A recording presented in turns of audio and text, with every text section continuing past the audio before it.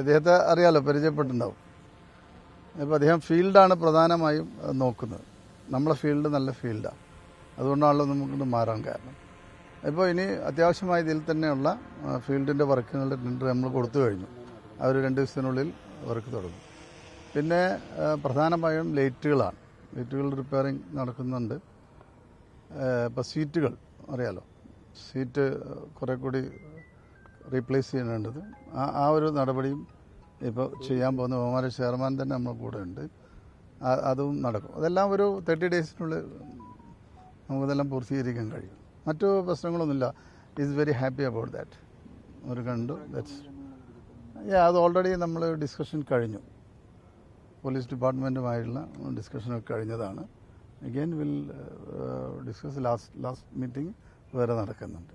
ബഹുമാനപ്പെട്ട മുഖ്യമന്ത്രിയാണ് ഇത് അനൗൺസ് ചെയ്യേണ്ടത്. അദ്ദേഹം അടുത്ത ദിവസം തന്നെ ഓപ്പൺ ടീം കൂടി വന്നു കഴിഞ്ഞ് അദ്ദേഹം അത് അനൗൺസ് ചെയ്യും.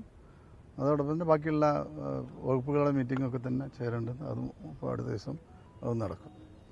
ഇപ്പോൾ മറ്റു പ്രശ്നങ്ങളൊന്നുമില്ല. നമ്മൾ കേരളത്തെ സംബന്ധിച്ചിടത്തോളം നമുക്ക് ഈ ഒരു സ്റ്റേഡിയമാണ് ഫുട്ബോൾ സ്റ്റേഡിയമായിട്ടുള്ളത്.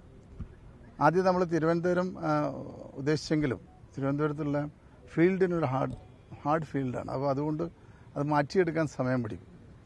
അപ്പോൾ കൊച്ചി തന്നെ നമ്മൾ തീരുമാനിക്കാൻ കാരണം ഒന്നാമത് ഹോട്ടലുകളുടെ സൗകര്യം, യാത്രാ സൗകര്യം, പിന്നെ മലബാർ പോലുള്ള ഭാഗങ്ങളിൽ നിന്ന് ആളുകൾക്ക് എത്തിപ്പെടാനുള്ള തൊട്ടടുത്തുള്ള ഒരു സ്ഥലം, ഇതെല്ലാം ചേർത്താണ് നമ്മൾ ഇത്തരത്തിൽ ഇപ്പോൾ കൊച്ചിയെ തന്നെ തീരുമാനിക്കുക. പിന്നെ കൊച്ചി എന്നുള്ള ഏത് കാലത്തും ഫുട്ബോളിന് ഏറ്റവും ആവേശം നൽകുന്ന ഒരു പ്രദേശം കൂടിയാണ്. അപ്പോൾ അതുകൂടി നമ്മൾ കാണുന്നു.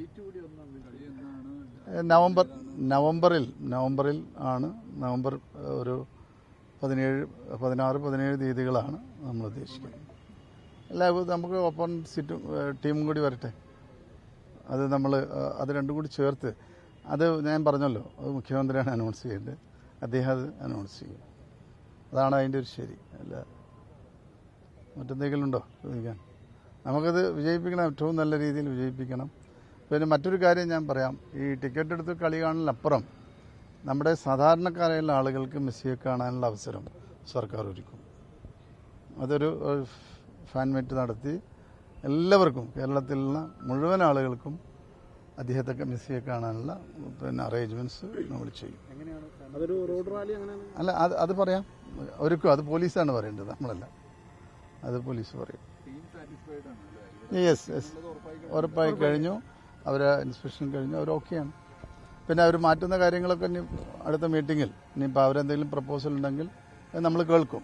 കേട്ട് അതിനനുസരിച്ച് മാറ്റം ഉണ്ടാവും. ഡീറ്റെയിൽ അവർക്കാണ്.